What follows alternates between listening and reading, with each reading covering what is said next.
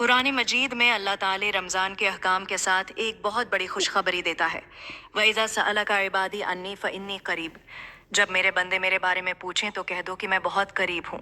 और फिर फरमाता है, जब कोई मुझे पुकारता है तो मैं उसकी दुआ कबूल करता हूँ। ज़रा सोचें, दुआ क्या है? दुआ वो लम्हा है जब बंदा अपने रब से बात करता है। जब इंसान दिल से दुआ मांगता है तो अल्लाह और बंदे के दरमियान ऐसा मजबूत ताल्लुक बनता है जो दुनिया की कोई और इबादत इस दर्जे पर नहीं बनाती। मगर शैतान हमें बहकाता है। वो कहता है, क्या मिला तुम्हें दुआ से? कुछ नज़र तो नहीं आता। ये शैतान का सबसे बड़ा धोखा है, क्योंकि वो नहीं चाहता कि आपका ताल्लुक अल्लाह से मजबूत हो। हजरत उमर फरमाया करते थे, मुझे इस बात की ज़्यादा फिक्र नहीं होती कि मेरी दुआ कबूल हो रही है या नहीं। मुझे ज़्यादा फिक्र इस बात की होती है कि मुझे दुआ मांगने की तौफीक मिल रही है या नहीं। क्योंकि जब अल्लाह किसी बंदे को दुआ मांगने की तौफीक देता है तो ये खुद कबूलियत की निशानी है। सोचें, ये कैसे मुमकिन है कि अहकमुल हाकिमीन के सामने आप हाथ उठाएं और वो आपको खाली वापस लौटा दे? मगर अफसोस, आज हमारी दुआओं में वो यकीन, वो तड़प, वो कैफियत बाकी नहीं रही। हमने मसरूफियात में इतना खो दिया है कि दुआ मांगना ही कम कर दिया है। रमज़ान हमें याद दिलाता है कि वापस लौट आएं, अपने रब के सामने हाथ उठाएं, इससे मांगें, रोएं, बात करें, क्योंकि वो करीब है, बहुत करीब। ये दुआ मांगना कि अल्लाह मुझे माल व दौलत दे दे गलत है, जायज़ है, लेकिन मकरूह है, नापसंदीदा है। ये दुआ मांगो, अल्लाह मेरे रिज़्क़ में कशादगी आता फरमा दे। ये दुआ मांगना कि अल्लाह, लेकिन बेहतर तरीका ये है कि हम दुआ का अंदाज बदलें।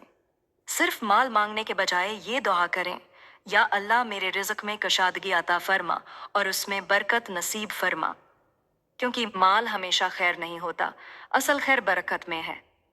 कितने लोग हैं जिनके पास बहुत माल है मगर सुकून नहीं, और कितने ऐसे हैं जिनके पास थोड़ा है मगर उसमें ऐसी बरकत है कि जिंदगी खुशहाल है।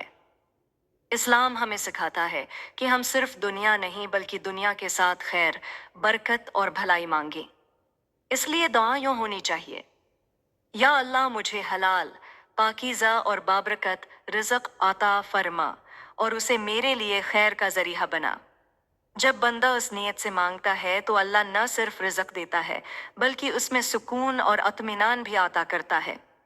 अगर आप चाहते हैं कि आपकी दुआएं कबूल हों और आपके बिजनेस में बेहतरी आए, तो सबसे पहला कदम यह है कि गुनाहों को छोड़ दें। याद रखें, दुआ की कबूलियत में सबसे बड़ी रुकावट इंसान के बड़े आमाल और बदआमालियाँ हैं। अगर कहीं हराम कमाई शामिल है तो फ़ौरन उसे तुर्क करें, क्योंकि हराम का लुक़मा जब पीठ में जाता है तो दुआओं की कबूलियत के दरवाजे बंद होने लगते हैं। अल्लाह के हुजूर सच्चे दिल से तौबा करें और ख़ास तौर पर रात के पिछले पहर तहज्जुद में उठकर दुआ मांगे। वो वक्त कबूलियत का वक्त है। अल्लाह की रहमत से पूरी उम्मीद रखें।